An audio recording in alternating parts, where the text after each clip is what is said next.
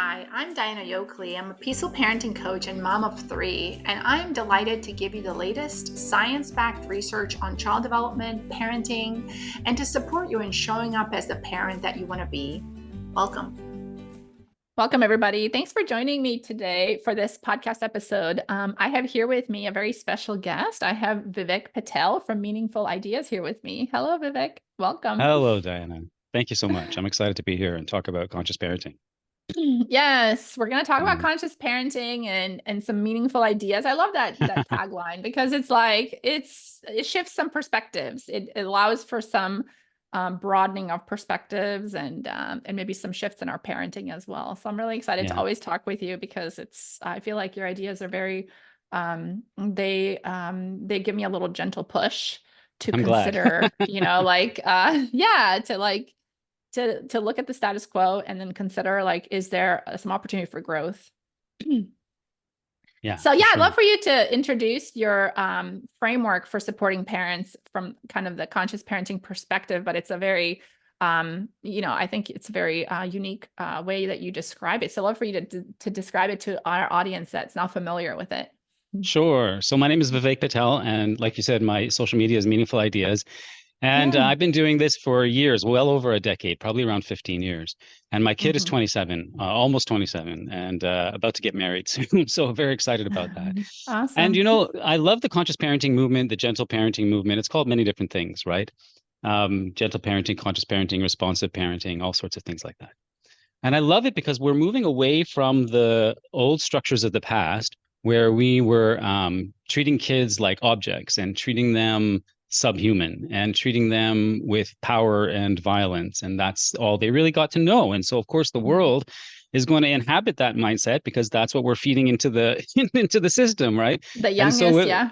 yeah, and they, like they end up running things eventually, and that's what's happening right now. You look around the world, it's so full of devastation, so full of oppression, so full of violence. It's not surprising to me at all if the systems that kids grow up in give them that Mhm. mindset. So of course they're going to Right. replicate that in the world. The conscious parenting movement is saying, let's move away from that. Let's create structures in our homes which are peaceful, where we work together non-violently, where we can find solutions where everybody feels cared for. Like I think that's so important, right? Because that's what we Mhm. need in the world. We have so many different people in the world, so many different cultures in the world.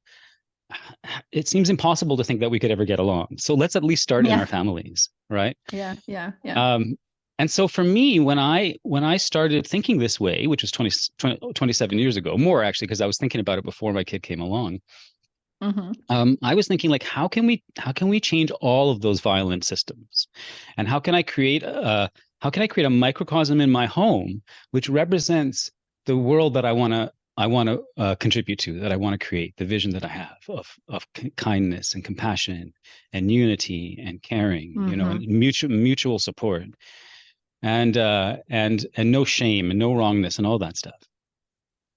And so that's what we did. My wife and I were both on board with this idea of treating our kid radically like a human being, and Yeah. it's a wild concept, It and is. most of society still doesn't think that way. Most of society still thinks, oh, we have to control kids, and I prefer to create a community that works together and cares for each other and supports each other. And that's a lot of work to do that. And at the same time, once you create the community, once you create those relational systems, the operating systems in your family that everybody feels cared for and that everybody's on board with, which is the important one, and everybody's working Mhm. together, it creates so much more ease, actually. Yes, it takes a little while to establish those patterns, but that's true in anything that we do, in any group that we do, in any project that we do. If you set the foundation well, things work so much better. If you don't set the foundation well, you're constantly having to play catch up. And so for me, I Mhm. was really thinking deeply about how can we create the systems in our homes where everybody feels cared for, everybody's invested, and everybody wants the mutual benefit of all the people in the community, which is, three of us in this case, plus the Yeah. extended family, plus the school. Like I was always volunteering in school, plus sports teams, like wherever you end up interacting, um, we can do so with kindness and compassion and collaboration rather than control and violence. And so that's my basic thing. How can we do that? And I want to always keep digging. You know, I don't want to just be satisfied. Oh, we're not going to hit our kids anymore. That's enough. No, it's not enough. Oh, we're not going to yell anymore. That's enough. No, that's not enough. Let's keep digging. Let's never stop digging. My kid's 27 Right. almost, and I'm still digging into where am I oppressing? Where am I judging? Where am I controlling? And how can I empower my kid more rather than need the power for myself? So that's kind of where I'm at. And then about 15 years ago, I got invited to speak at a conference, and then ever since then, I've just been invited to speak, and I'm always writing and always making videos, and yeah, I love it. I love it because I really want to help the kids, want to help families liberate themselves from the old patterns. So that's kind of where I come from in all of this. Yes. Yeah, so powerful. I think you're right. I mean, once you start kind of parenting this way, it almost seems like, oh, everybody's doing it this way. But then when you step into kind of the other people's homes, maybe, or, you know, outside of your circle of regulars, you kind of notice that there is this like perception and the belief that children are subordinates. And I agree with you. Like you know, in kind of peaceful parenting, this approach that I've been mentored through Dr. Laura Markham, the foundation is that your child deserves respect. And the only way to get them to listen to you and cooperate with you, which is kind of the parents like hook, their incentive to like do this kind of parenting to start. How do I get my kids to listen and cooperate? It's like, well, they have to respect you, but that is off-putting to some parents. It's like, what do you mean I have to earn my kids' respect? They have to earn my respect, right? Like, so it's like chicken or the egg, which one comes first? And ultimately, you're saying that both people are important. Both people need to be respected, right? Yeah, respect. One of my sayings is respect comes from caring about other people, not from being afraid of what will happen if you don't. And that's a big deal. You know, respect is a feeling, respect is a relationship, respect is a value. Respect is not a set of behaviors. The behaviors come from the value, come from the relationship, right? One of my sayings is inspire the desire and the behavior will follow. Yeah. Right. It's the child's intention to be good for you, like good in terms of whatever their behavior, good behavior for you. Yeah, absolutely. They want relationship. They want connection. You know, it doesn't always seem that way. Because when kids, another one of my sayings is kids are not, I have a lot of sayings. I love it. I love it easy too. to remember. Right. That's the thing. Yeah. One of my other sayings is kids are not acting out. They are reaching out.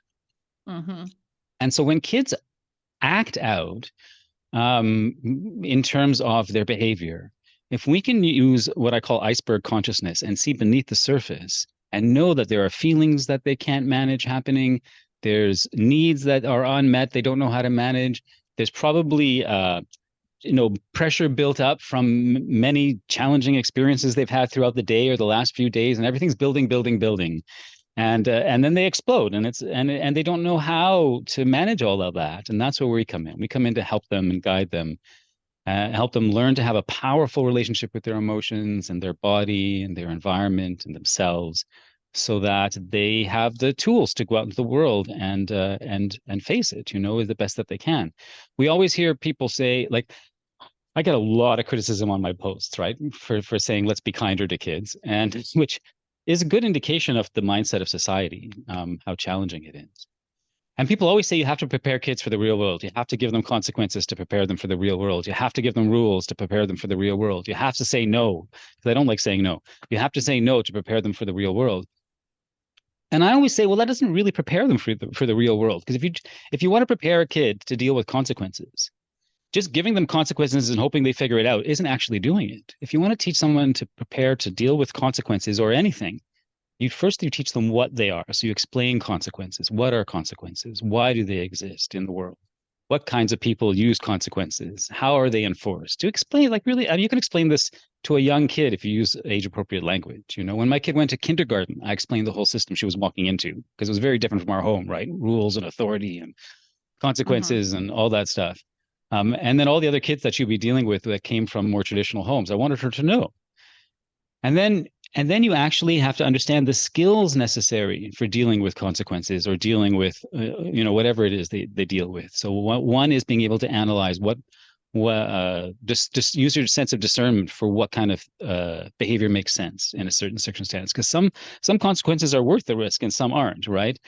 And sometimes a consequence exists for something that's wrong. Like I spoke out and I received a consequence, but I'm proud of myself for speaking out, right? So Yeah, like but I got in trouble, but I'm proud of myself. Yeah. right. So it's not always avoiding consequences is not always the thing. That doesn't prepare us for real life.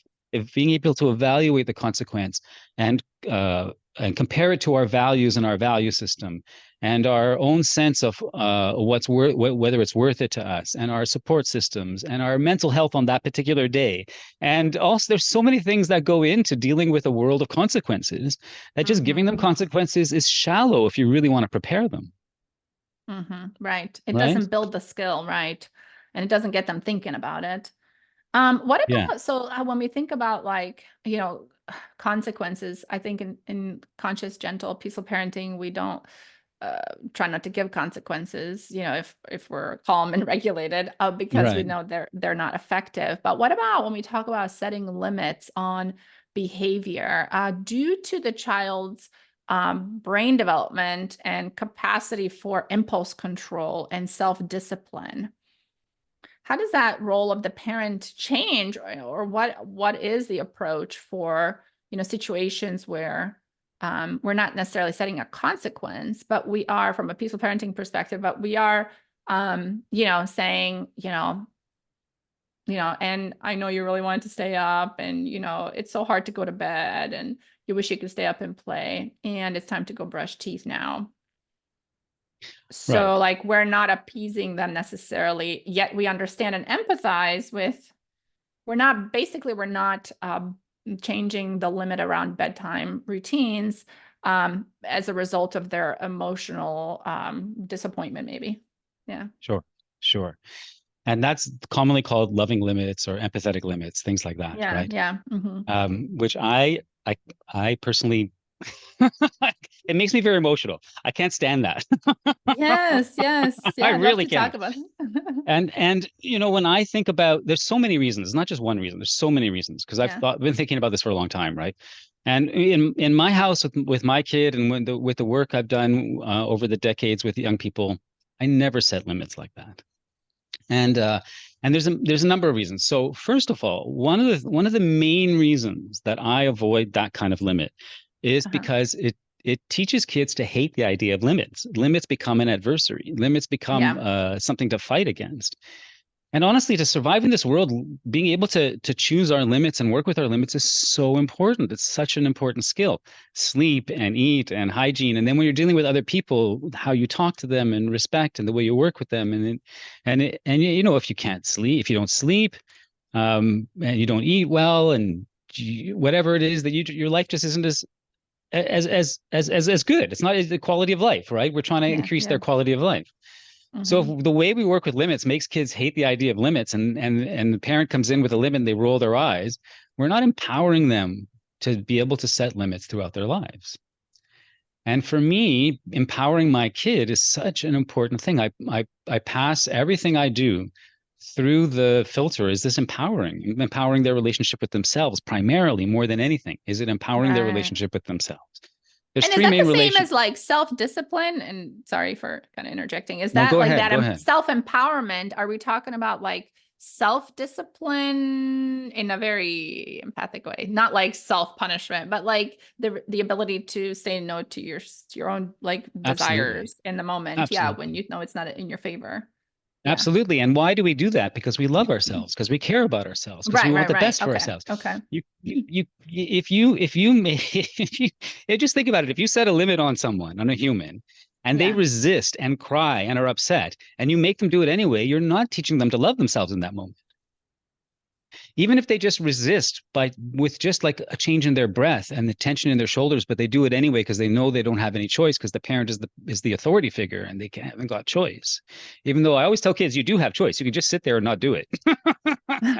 I always try and make the kids more disobedient. I'm like, listen, if your parent tells you to do something, or a teacher tells you to do something, and you don't want to do it, and they tell you have to do it, just sit there. They can't do anything. What are they going to do? Make you do it? Pick up your hand and make you do it? They can't do it. You have the power, kid. That's what I always tell the kids. You have the power. But the question is, then I ask them, but the question is, how do you want to work with that power? What kind of person do you want to be? What kind of relationships do you want to have? So I do really carefully work with teaching kids values around how to use their power. But I don't want them to do it from a position of disempowering them, which is what the traditional structure of limits does, right? It disempowers kids. It takes the power away from them.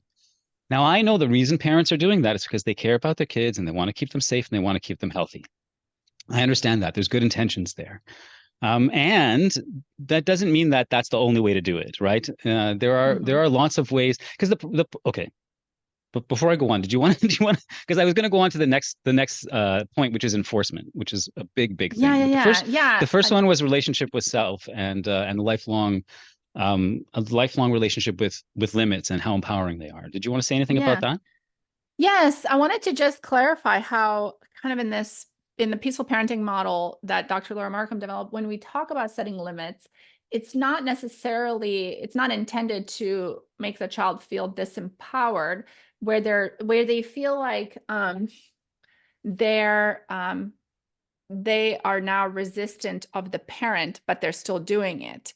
The idea is that you bring in so much connection to start with, like 80%, 90% of your connection as a parent with the child, that when you set the limit, you're setting it in a way where your child is looking at it like, oh, I really wish I could stay up late. They don't like the idea of going to bed early, but they're actually not resisting the parent. They almost come to face with their own grief about the limit, and they are still feeling like they're on the same team as the parent, where they feel like, oh, and mom's like right there going like, I'm so sorry, it's so hard. Like, here, give me a hug, give me a snuggle. Like, let's see how we can like smooth out the edges of this limit. So you're still on the same page with the parent as the child. So definitely does not create the separation, but the child is still not getting what they want, which is to stay up later. It's almost like facing their own grief. Whereas if they were in charge, they would have not had the grief because they would have just stayed up until they fell asleep on the couch, you know? Right. And that's the thing, right? That's the thing. So the parent is in charge in that model. Because you just said if the kid was in charge and if the parent is in charge. And that's hierarchical. That's power over. That's domination. There's no way around it. Because if you weren't controlling, even gently, even I call it gentle authoritarianism. Because you're still using power to force someone to do something that they don't want to do. However gently you do it, however much you empathize. One of the other things I say is you can't be the perpetrator and the empathizer at the same time. Imagine if you were talking to like someone in a relationship, like me talking about my wife. Imagine if I said, you know what? I build a lot of connection with my wife so that she really trusts me, so that when I make her do something she doesn't want to do, she doesn't argue with me as much. Right. Right. I would be like, get out of that relationship right now. That person's manipulating you to control you. That's horrible. They're using connection for that reason. I don't want to use connection with my child to get them to do something they don't want to do. That's not how I want to treat people. That's not how I want them to go in the world to treat people. I don't want to think that way. And it's not the kind of relationship that I want with my kid, because doing that once or twice when you don't know what else to do is something else, right? But if you find yourself on a regular basis having resistance from your kid, it's time to rethink the system. It's time to say, okay, wait a minute. I'm lacking in some kind of capacity here.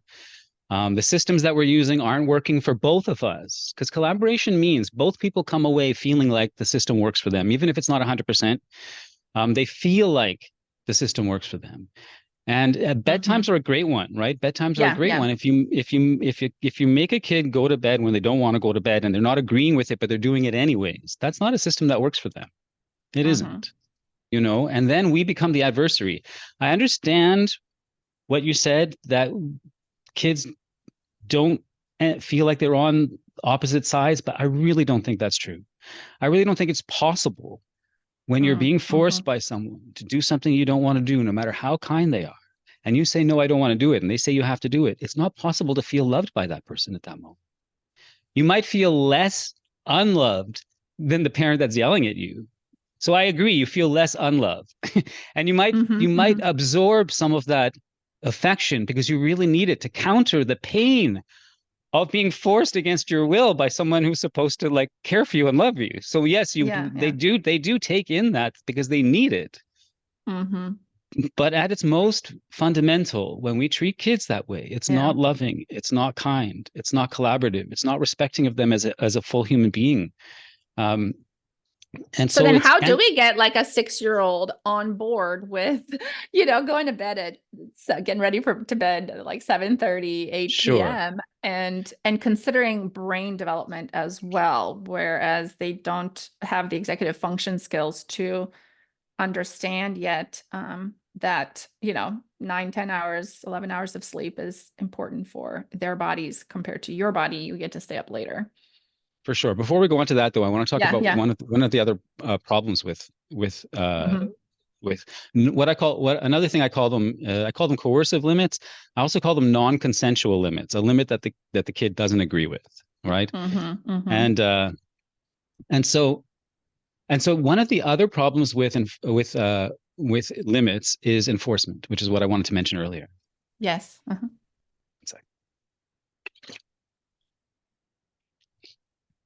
One of the other problems is enforcement, right? So the only way to enforce a limit that someone doesn't agree with is with power and violence.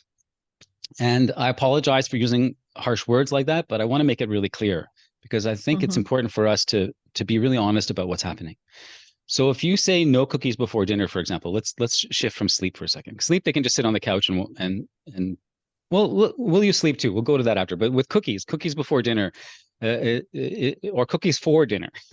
Yeah. So a kid says, I want cookies for dinner. And you say, I don't think it's a good idea because it's better to eat healthy food first and then have some cookies afterwards, which may or may not be true. I've read lots of articles that say that's actually not true. That's just Western mindset and it's just been adopted by tradition. But even if it is true, and so the kid says that, and you say, no, I don't think it's a good idea. And they say, well, thank you for your suggestion, but I'm going to have cookies anyways. How do you enforce it at that point? You put the cookies out of their way. If they're walking towards the cookies, what are you going to do? Block them? Grab the cookie out of their hand? At what point does it stop? What point are you going to stop enforcing? If you really want to enforce, if the kid knows that they can just take it and you try and enforce the limit, the only way to do it is by exerting your power over them. Yeah. Otherwise, they can just walk to the cupboard, grab a chair, stand up in the chair, get the cookie and eat the cookie. Eat a plate full of cookies. How are you going to stop them? So enforcement is a big deal to me. I use my height. I use my height difference. Right. I'm just kidding. Yeah, well, but it's true, right? There's four main areas of power that we have as parents. We have physical power, emotional power, relational power, and access to resources power. And when we use that power to get our way, we create a disconnection in our relationship. There's just no way around it. We can repair it. Which I think is good.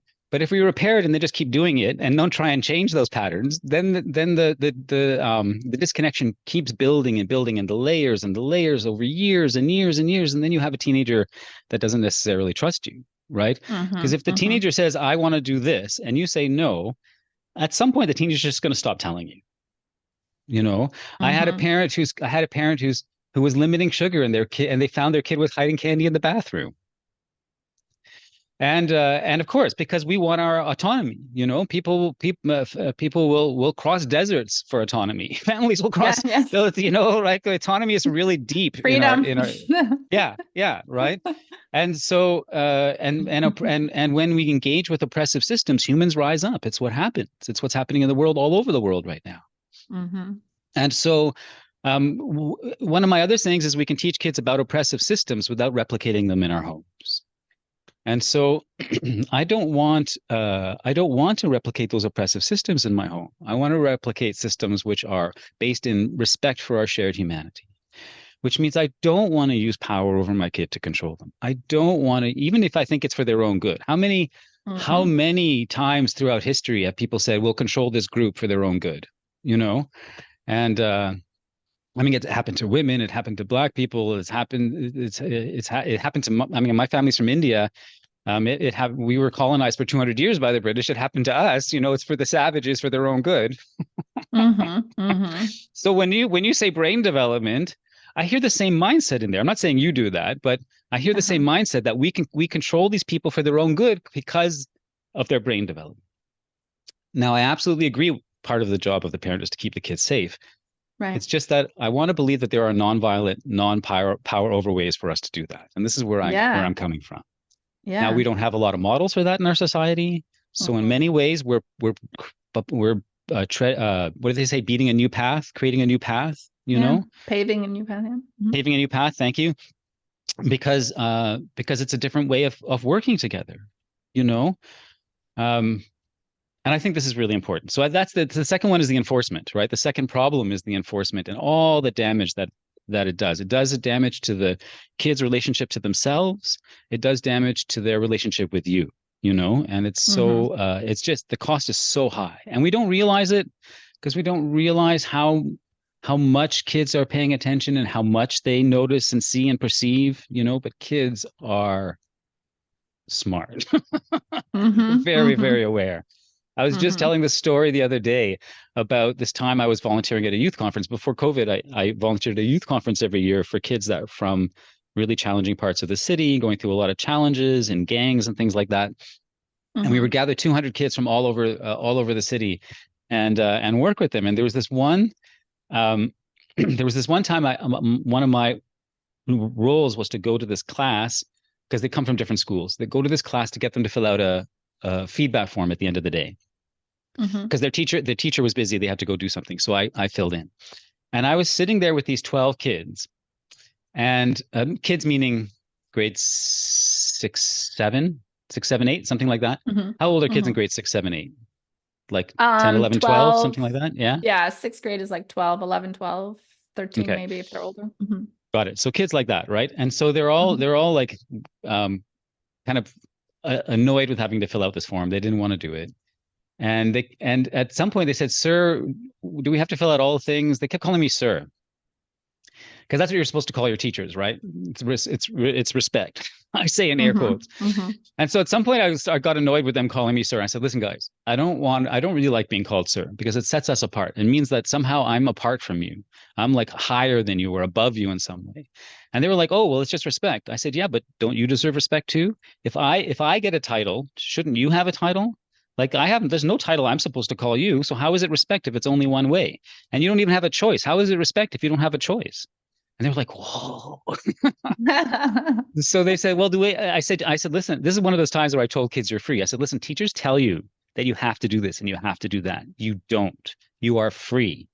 They said, "Really?" I said, "Yes, you are free. You are free human beings." They went, "Really?" I said, "Listen, even if I tell you, yes, you have to fill out that form, you can just put the pen down. What can I do? I can't go in your head and know what you're going to fill out the form. I can't control you." So they all put their pens down at that moment. I said, "Listen, what I want from you more than anything is that you listen to what your truth is and you follow your truth, and I will support it. Now, do I want you to fill out the form personally? Yes, because I know this organization and they really pay attention to what the young people say. And I really think that's important. But it's more important to me that you don't fill out the form if your truth is that you don't fill out the form. And I will be so happy that you hand me a blank form because you followed your truth." Every single one of those kids filled out that form. Every single one. No pressure, no authority, no consequence. Not only that, I told them I would celebrate them if they didn't fill out the form. Because of that, all of them, this is the connection you were talking about, right? Right. But the thing is, I wasn't trying to get them to fill out the form. I really wasn't. I really meant what I said. I really wanted them to not fill out the form if that was their truth. That's the difference.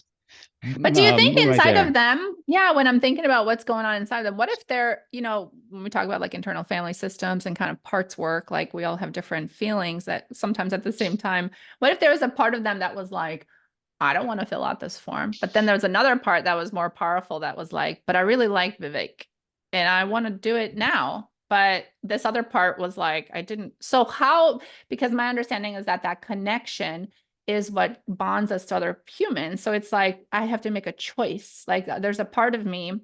And if we sacrifice a part of us for another part of us, is that still authenticity to ourselves? Because it's still, they're all parts of us. It's just which part are we choosing to into with it. It's all still coming from our own sense of empowerment because it's our part and it's our choice.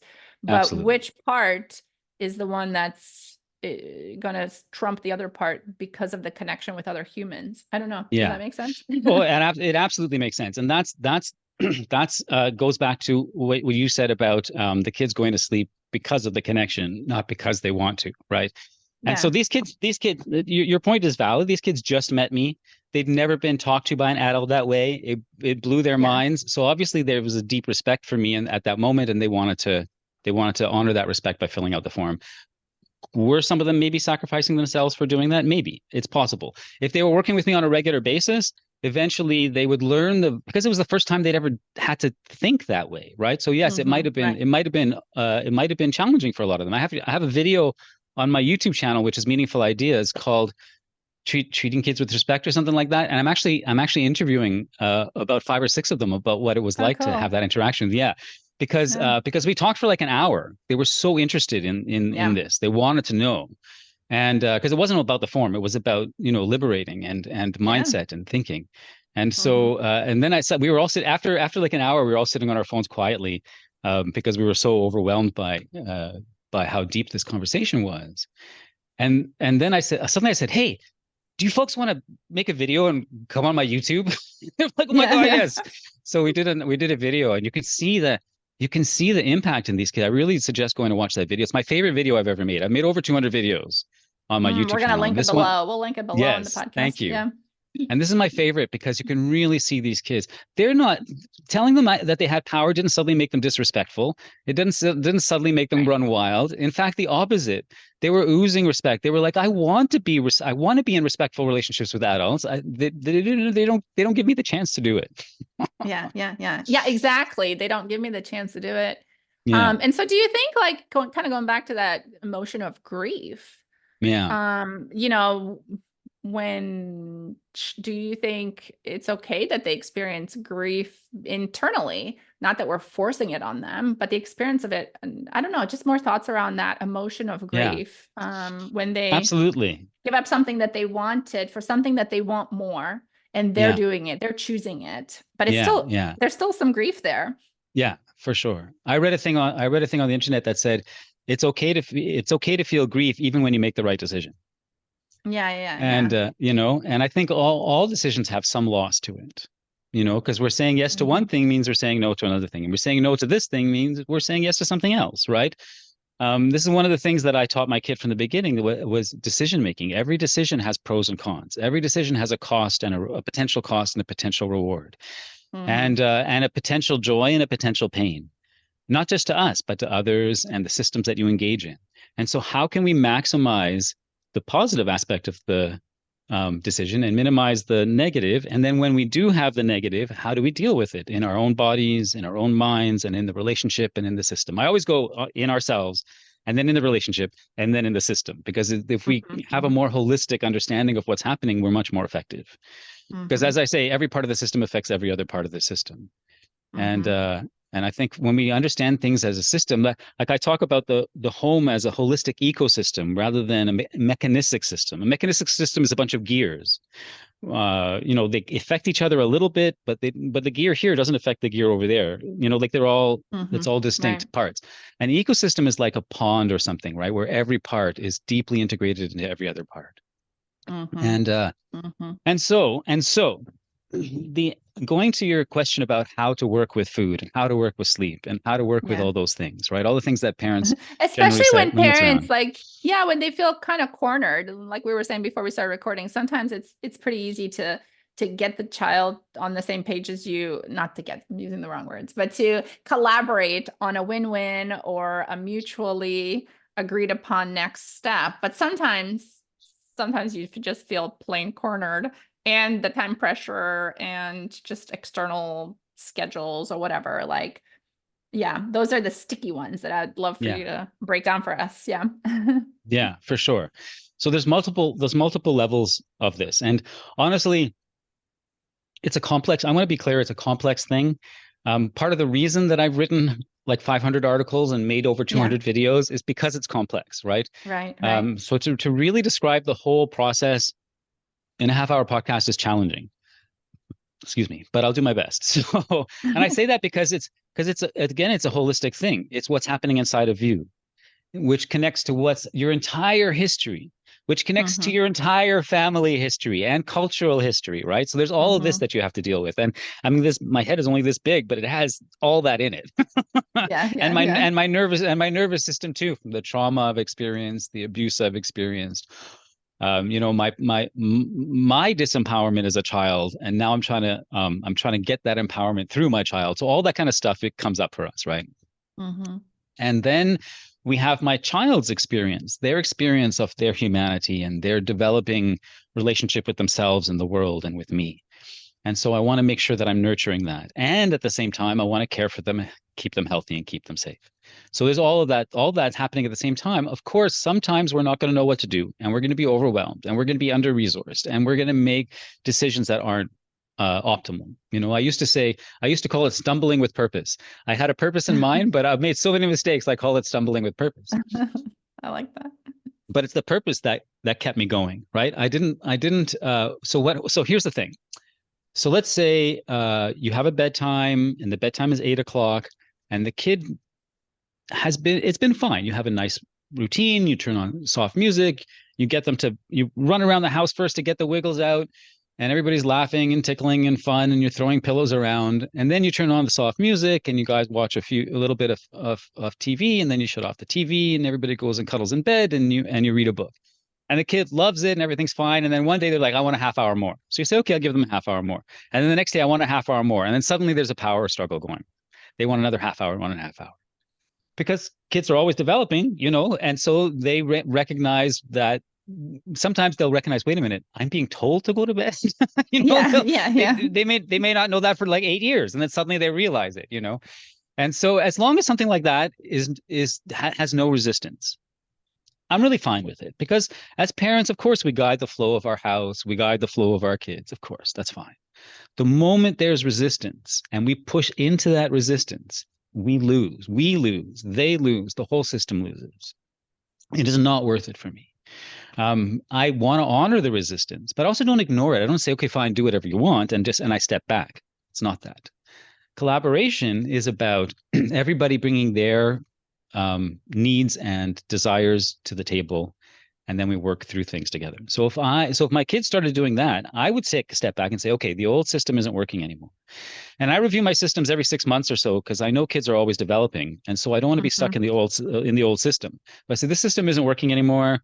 We've had 3 or 4 nights where there's suddenly all this tension. I don't want that to keep going. So let me figure out something to change. So maybe I just do it myself. Maybe first of all, I do some creative brainstorming. I do some Googling, reading about different ways to help kids calm down and go to sleep. Oh, I didn't try that one. Let me try that one tomorrow. Maybe I start earlier. Maybe I start later. Maybe I make a pronouncement from now on. Bedtime is 9 and not 8 anymore, because you're growing up, and I just really want to honor that. And they love that. And okay, great, they love that, and that'll work for another 6 months until it doesn't, and then I have to go on for something else. The other option to that is to sit down with your kid and say, hey, listen, let's have a conversation about bedtime, because it seems like there's some frustration happening. And I don't want frustration. And I don't want you to feel frustration, because sleep is so important. Sleep is about relaxing, and it's about healing our body. And it's so important to us that if we create stress around sleep, it's not good for either of us. So let's talk about how we can make bedtime something better for both of us. And here are some ideas I have, and what are some ideas you have? And then we have a conversation about it. And then we try a few things. And of course, the first thing is never going to work. The second thing is maybe going to work a little bit. And we just keep making adjustments. It's a lifetime of problem solving, discussion, and experiments, and trial and error, and refinement. And then but notice what I did do, even in that, was I shared my value around sleep. I talked about how it's for the body. So I'm teaching, but I'm teaching in a way where the kid absorbs the information. I'm not saying, because if I say, listen, you need sleep to feel better about your body and have a better day tomorrow, so you have to go to bed now. The kid does not think, oh, I really love my body, so I'm going to, no, because they're feeling the resistance, right? So we're actively teaching them not to love their body, not to tune into their sleep needs when we force them to sleep when they don't want to sleep. We're actively teaching them the opposite lesson that's going to empower them throughout their lives. I struggle so much with sleep. My kid is so intentional with her sleep. So intentional. No, Dad, I can't talk. I got to go to sleep after work tomorrow, and I need my body. My body needs to recuperate. Unless there's something on that she wants to watch, and she says, well, it's worth having a bad day tomorrow for this one thing. Mm-hmm. But for me, I wanted to work with limits in a way with my kid where she absorbed the value of the benefit of the limits to her life. And this is what I call WIFM, which stands for what's in it for me. When we guide kids and we don't use WIFM, we don't help them learn.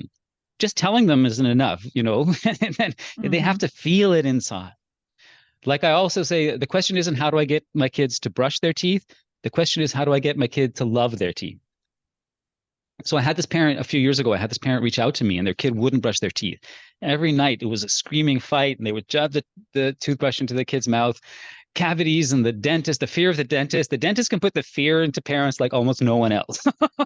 Over the years, I've noticed that over the years. And so the parent came to me almost in tears because she felt like their relationship was being ruined because of this toothbrushing, but she didn't want her kid to have cavities. So I said to her, listen, it's not going to get better if you keep going on this route. You have to change the pattern interruption, right? You have to change the pattern. I also talk about pattern interruption rather than just going on the pattern, hoping it gets better. It doesn't get better. It's based on a faulty foundation, like we talked about the foundation earlier.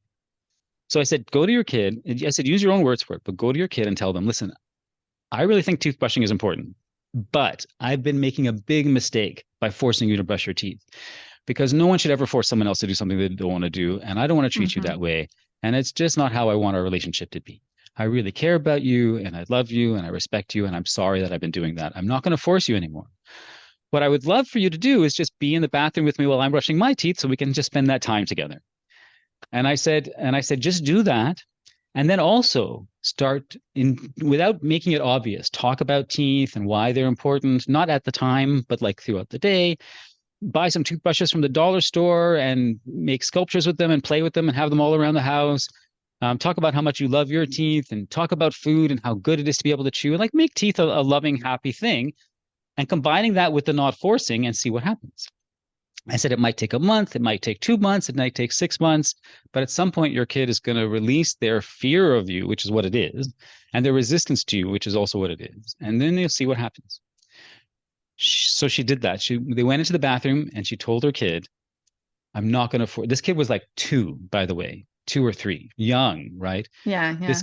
And so, and she told her kid, I'm not going to force you to brush your teeth anymore because it was wrong of me to do that, blah, blah, blah, whatever she said. Her kid immediately started crying. She started crying, going, no, it can't be true. No, it can't be true, because she'd gotten so used to that dynamic. It was in her nervous system already. Talk about parts, right? Yeah. And so then the second day she cried, the third day she cried, the fourth day she didn't cry, the fifth day she didn't cry. And then they started playing and then started laughing. I also told her to buy some cheap toothpaste and make paintings on the mirror in the bathroom with it so that she's also getting the toothpaste and find one that she likes. 2 weeks went by. This parent was super disciplined. Talk about discipline. They were super disciplined. They stuck to it for 2 weeks. 2 weeks in, the kid suddenly goes, Mommy, would you brush my teeth for me? And so this kid, by undoing and unwinding the old pattern of tension and creating a loving, connected pattern around toothbrushing and also talking about the teeth in such a positive way without the force, it created this whole environment. This is when I talk about holistic. And the parent had to do so much work inside their head to shift that pattern so they could do that. Created a whole situation where the kid wanted to have the tooth, and then they had no problem with it after that. Same with the parent with the candy. It took 2 years of dedicated work for this other parent to change that pattern. But now the kid likes candy, but it's not like life or death for them anymore, like it used to be. Because they've done 2 solid years of this work of not taking away the force and putting in the non-coercive, feeling good, what's in it for me, education, right? The guidance around it, helping them love their body and understanding the impact, but without the shame. Because if you do eat candy, see, if you tell kids when you eat candy, it's bad for you because it's not good for your body, and then they eat candy, they feel shame around it. There's no way around that. If you tell kids sometimes candy is the best thing in the world and we should definitely go out and eat a handful of candy sometimes, but most of the time we don't because we also want to care for our body, and both are wonderful, kids aren't going to feel that same shame around the candy and shame around their body and shame around your guidance, right? I have a video on my YouTube called How to Guide Kids Around Food. So it's like 20 minutes. I really recommend watching that because it goes deep into how to empower kids with their relationship with themselves. Again, it's the kids' relationship with themselves and their bodies and food, the relationship with you as a trusted guide, and the relationship with their environment and other systems. So how can you empower your kid from the beginning? Right. Right. Now, what you mentioned was, what if somebody's like overwhelmed and you say you're back up against the wall or something like that, right? Yeah, because my thought is like I completely agree with like doing all of that work over like 2 weeks or a month or two. But what about getting them to sleep, or like taking medicine, or getting the seatbelt on in the car? Like and it's like, and I know there's a parental agenda there because the parent's agenda is to be on time or to make sure they sleep enough hours at night. And how, and we talk about like let go of your agenda as much as possible, but of course there's some minimum requirements. Yeah, so like the back up against the wall, maybe like they need to go to sleep before 10 p.m., like before 11 p.m. What is the, like, I guess the in the moment strategy when you haven't done all of that legwork to create the values and the strength of the relationship and the guidance in advance? Yeah. Yeah. I'll be honest with you, there is none. There is none because and I'll tell you what I mean by that. I don't mean to be pessimistic about it. But if you're suddenly deciding to change and you still want your kids to follow you, it's going to take some time to change those patterns first. Honestly, because your kid has gotten used to not trusting you around that issue, and for them to believe you that you want to be a trusted guide and not a controlling force, it takes a little time. And so kids might, if you suddenly give them freedom, if you go to a kid and say, listen, I'm trying to get you bed by this time because it's good for your body, but it hasn't been working. So I'm going to take off the limit and you can stay up as late as you want. And let's keep discussing it, right? Let's keep discussing it is the important part. Let's keep discussing it because I want to keep you safe, but also I'm not going to force you anymore. So the kid stays up until midnight all week, right? It's going to happen for sure. It's what I call the test, treat, and tornado phase. So, like so the exterminator. Yeah, exactly. It's exactly it. The test, treat, and tornado. So when we release coercion and control on our kids, there's 3 things that happen at first before it settles into a pattern. The first is the test. They want to test to see if it's real. So they're going to stay up and say, okay, let's see if mom's going to force me. They said they're not going to force me, but let's see if they're going to force me, right? So, or with candy or with whatever it is. Oh, you're not going to force me to do homework anymore. Okay, I'm not going to do homework anymore, right? And so the test is, well, they want to test to see if it's real. Is this respect real, or is it just another ploy to get me to do what they want me to do? Even if they don't have those words in their head, that's what's happening. Yeah. The second is treat. And that treat is when you've been denying somebody something for a long time, and then suddenly they don't have that denial anymore, that force anymore, then they're going to revel in it. They're going to revel in the treat of it. Of course, I would too. And the third is tornado. And tornado is when you've been controlling the kid, lovingly and unintentionally controlling, because I know and I say that because I don't want parents to feel like I'm shaming them. I'm really not shaming you, friends. I'm really not. You're doing so much work to change the old patterns from the spanking and the yelling and the punishment and the consequences. And everywhere you see people, like you mentioned, Dr. Laura Markham, who's like a leader in the whole movement, the community, but still has a little bit of the coercive mindset in what she teaches, right? And so like that power over stuff, it didn't suddenly leave. It's on its way out. And so for me, what I did was I said, okay, I'm not going to go through the transition. I'm just going all the way. Let's go all the way to nonviolence, not just partial nonviolence. let's let the hierarchy go, the imposed hierarchy. There's a natural hierarchy that comes in a parent-child relationship, because the child is dependent on the parent is a trustable guide, so the child leans on the guide, That's a beautiful thing. Even now, my kid's 27. She still leans on both my wife and I so much. She's got her own job, full-time job.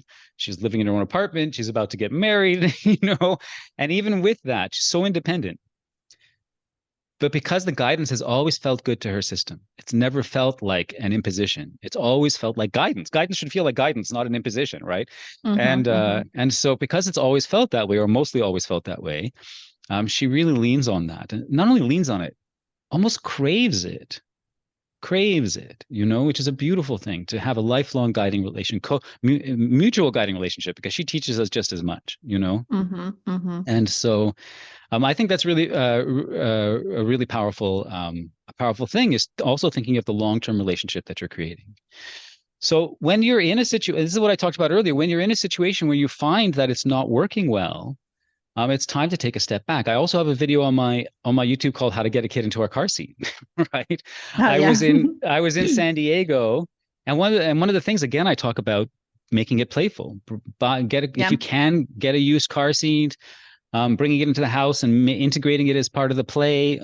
I mean, on a regular basis, I see car seats at the Value Village or the thrift store, or just on the street. People put them out. Literally, it was just 3 or 4 days ago. I was like, I saw a car seat on the street. So get a car seat, put it in the house. Same with the toothbrushes, like bringing in these things, making it playful, taking your time. It takes some time. But it's worth it, because again, you're creating patterns where the kid doesn't have the resistance and they learn to do it on their own. But the first step is to take away the coercion as much as possible. If you're coercing the kid to brush teeth and they're resisting the car seat, it could be they're resisting the car seat because they're reacting to the effect of having been coerced to brush their teeth. Because these things layer up on us. It's what I call the elastic bands. Have I told you about the elastic bands? I don't think so. There are these videos on YouTube where people take a watermelon, a full-size watermelon, and they put an elastic band around it. And of course, the watermelon's very strong, nothing's going to happen. Then they put another one and another one and another one, and 200 and 300 elastic bands. Eventually, the pressure builds up so much, the watermelon explodes, and there's seeds everywhere, and everyone's covered with it. Yeah, just type in cool elastic experiment. band. Yeah, it's so fun. My daughter and I want to do it. We actually bought the 500 elastic bands at the dollar store. Cool. But we haven't gotten around to doing it yet. But and I love my YouTube. I also have a video of that on my YouTube. But it's the same with our emotions, right? In our emotions, we have I got a bad mark on the test, and somebody said something bad to me, and a teacher was harsh with me, and then my parent was impatient with me, and then I was trying to draw something and it didn't come out how I wanted to, and then my sibling was thing with me, like rude to me, and all these elastic bands are building up, and they're holding it in, managing it as best as they can. But then that one last elastic band gets put on and they explode. And we're like, and as adults, we don't see the elastic bands. So we're like, oh, it's disproportionate. But it's never disproportionate. It's always exactly makes sense based on what they're experiencing. And so another thing that helps with working with situations like that is what I call elastic band management. And if we can be aware that these elastic bands are building up on our kids, yeah, even if we don't know what they are, we can help them have regular experiences where they can vent their feelings, have regular experiences where they get to share their frustrations, where they can experience physical release, emotional release, mental release, so that all of these things happen. So they're not and then teach them consciously and specifically the skills of releasing that. Let them know about the elastic bands. Let them know that these things stick in their bodies. I mean, I've told 2-year-olds this and they understand it. I mean, I use play and imagination and story, but they still get it and they understand how the body works. And again, that's part of with them too, right? That's part of what's in it for me. Like another time, if you don't mind me telling all these stories, I have so many stories, right? Because I've worked with kids so long, and literally every single time that I work with kids, even around the most difficult things, and I bring this kind of mindset to it every single time, kids are on board with it because they love it, because it's with them. They get it. Oh, right, this is for me. So I was teaching I was doing a parenting workshop in Washington, D.C. And the family that I was staying with at the time, Their kid was this very rambunctious 6-year-old, rambunctious to the extreme, running everywhere. This parent had to constantly be watching where this kid was, constantly darting into the street. That was the big one, constantly darting into the street. No, no, no. And that's one of the biggest objections I get. Vivek, if you never say no and you never give them consequences and you don't control them, they're going to run into the street and get hit by a car. So this parent was always having to manage this kid around that. So I watched this occur, and the next day, the kid said to me, "Hey, Vivek, you want to go outside and play?" I said, "Sure." And so we went outside and we were playing, and they immediately ran into the street, like right away. They're not thinking, "Oh, I'm not supposed to." Yeah, they're not thinking, "Oh, I'm not supposed to run into the street." They just ran into the street. Yeah. I did a quick scan. I saw there were no cars, so I let them go into the street. I ran into the street with them. And I said, "I love playing in the middle of the street, don't you?" And they said, "Yeah, I do." I said, "You know why? Because there's so much room here. It's not crowded, and we can play, we can throw a ball, we can run up and down the street. It's so fun, so fun." They were like, "Yeah." And we started running around and playing, whatever. We were just playing. And really, I made a big deal of how wonderful it was to play in the street.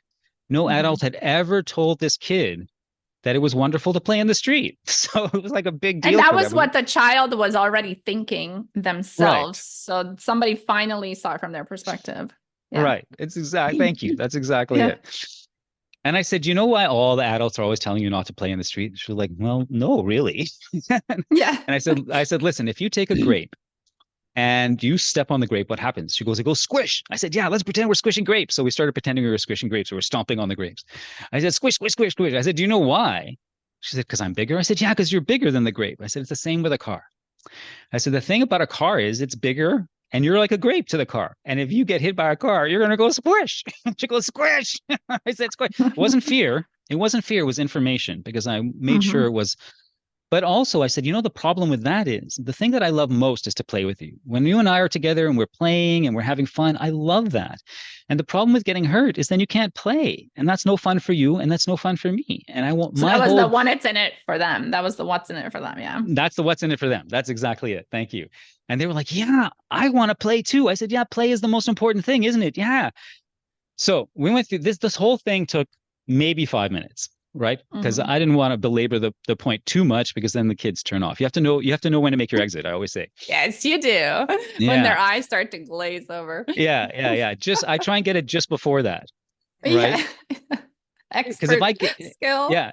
It takes time, but but if that's what you're paying attention to, you can learn that. Yeah. You can learn that skill. Read their cues, yeah. Yeah. And because if you stop before the resistance, the openness is still there. If the resistance closes them down, then you have to get through this. You have to get through the shield the next time, right? But if you're constantly on the edge of that, yeah. That's why I run when kids resist. I don't push into that resistance ever, because I'm so convinced how it works against me, you know. Anyway, so the next day we were getting ready to go to the workshop, and we're all packing the cars and everything. And this kid darts between the two cars to run into the street, stops. The other thing we did was practice. I forgot to mention that. So then we practiced looking both ways before we cross the street. And I said, "Let's pretend all different things are coming. Let's pretend a dinosaur is coming, and let's pretend a monster is coming. Let's pretend a truck is coming, and let's pretend a kid is just walking down the street." Some things we have to be careful of, and some things we don't. And we were making all sorts of fun, ridiculous imagination around it. So the next day, she darted out, she stopped, poked her head out, looked both ways, and then went across the street. Nobody had to remind her. And her mother was in shock, and she almost was upset because it was such a shock. She goes, "What the hell was that?" And the girl turned around as if it was just the normal thing. She goes, "I looked both ways before I crossed the street." She's like, "It's like she'd always like she'd always." This is what I do now. Yeah, like this is the new me. This is the new me. And then she said, "Well, why?" And she said, "Vivek taught me." So she remembered and trusted my guidance in that moment. She even credited me, a 6-year-old. Like, why would she do that? Because the experience was so wonderful for her. Now, honestly, Dajana, you treat kids like that all the time with all the different things, you're really going to have a lot fewer problems than you think you will, you know? Yeah, because exactly. All the resistance melts away. And so they're just much more likely to just go along with whatever. Yeah. And the WIFM is there. She didn't need self-control or impulse control in that moment. Impulse control is when you have an impulse and you fight it. Her impulse now was to keep herself safe so she could play. She didn't need impulse control. It was what I call self-motivated self-regulation rather than fear-motivated self-regulation. And I could spend another hour telling you stories, Yeah. No, this is great. stories and stories, about how this works, about kids who hit. I have this video on my YouTube and on my Facebook. It's both an article and a video called "A Revolutionary Approach to Working with Kids Who Hit." And I'm not going to go into the story right now because it's a really long one. But basically, these kids were hitting at the summer camp I was at. And I dealt with them exactly the same way, celebrating no consequence, no shame. And eventually, they didn't want to hit me anymore. They were still hitting the other adults, but when they would come to me, they couldn't bring themselves to hit. They couldn't bring themselves to hit me. It was personalized, like the relationship. Yes. That is what, yeah. That's exactly it. And adults don't have, a lot of adults don't have that personal relationship with kids because the hierarchy, you can't have that vulnerable, authentic closeness when you have separation. You can't be close when you're separate. Yeah, exactly. My kid, her boss is like one of the best bosses I've ever heard. This boss doesn't set herself apart from her team. She loves them. She doesn't criticize them. She always asks for their opinion. They go out for drinks afterwards. Like my kid was just telling me, if my manager goes somewhere else to another store, I'm going to follow her wherever she goes. Even if I have to take a pay cut, Dad. Even if I have to take a pay cut. Yeah, like I'll work for free. Yeah, that's loyalty. That's loyalty, right? Yeah. And my kid knows what disrespect feels like because of how she's been respected all her life, right? So like the reason I mentioned this is the corporate world is changing too. The business world is changing too. It's starting to understand the human element. I was in Starbucks a few years ago, and I was listening to this woman listen to this guy's problems and giving him advice, and I was like, oh, wow, she's doing her counseling session. She's a counselor. She's doing it here in the Starbucks. So after the guy left, I asked her, I said, hey, are you a counselor? This is a strange place. She goes, no, I'm that guy's manager. This is what we do now. Once a month, we take them out and we have these very personal conversations and give them emotional support because we find it helps productivity. It helps, it stops turnover, and it makes people invested. It produces good business results. It's profitable to be emotionally intelligent. Right. There you go. It's profitable to be emotionally intelligent. I love that. Capitalism at work. I love it. And such good conversation. Yeah, I love that. I mean, I love the reframes, and I love a big takeaway for me, I think, was that you can't just turn this into what it should look like overnight. You have to build the foundation. And like you said, there's many layers to the process. And so I think it'd be really helpful for parents to check out your resources. And then you also have a paid course. I don't know if you want to share a little bit about those, and we'll link them below here too. Thank you. Absolutely. I have a free course and a paid course, and I'd love you to see both because they're amazing. The free course is about a 25 minute video called Guiding Without Controlling. And it's a beautiful course that goes into the kind of stuff that we were talking about today, but in a lot more detail. Actually, we talked a lot of detail today, but it goes into a lot of detail about how to guide without controlling, which is so powerful. And there's also a paid course called Recovering from a Parenting Mistake with Maximum Change and Minimum Shame. And I don't say no shame because that's hard, but minimum shame, right? Yeah. But recovering from it, that's a 2-hour video with guided meditation and a whole written component, almost like a mini ebook. There's a lot of stuff in there, and it's $37 for that course. Both are available at meaningfulideas.com, which you can go to. And also, like I said before, I recommend going to my YouTube where there's over 200 videos and more being posted all the time. And some of the early ones are full workshops, really worth digging into. The last, 50 or so are like 2 or 3 minute videos. So, because I started suddenly doing short videos, and that's Meaningful Ideas on YouTube, and also Facebook, where I have most of my articles, and Instagram and TikTok and Twitter, everywhere I'm Meaningful Ideas. And I would love you all to follow me. Yeah. I care so much about helping parents change these old patterns because I believe partially it brings so much harmony into the family that's irreplaceable, that coercion and hierarchy can never even come close to. And partially because I really believe it's one of the essential ingredients to bringing peace to our planet and our societies, raising kids without oppressive structures. Even if they're done really nicely. But if we can keep digging. So I really encourage you to dig into those resources, and be kind to yourself is the most important thing, because it's so hard to do this work, and we have to we constantly making mistakes. I call myself a mistake making machine. Because I make mistakes all the time, but that's Yeah. how we learn and grow. And then our kids will learn and grow that way too. They'll see us being authentic and accountable with our mistakes, and then they learn to do the same. And it's a beautiful thing. Yeah. Such amazing resources. Thank you so much for this very, I think, deep conversation, and definitely some perspective shifts for parents, and just, hopefully it'll spur some considerations for what is the long-term vision, and what is it that you're really looking forward to creating in your family.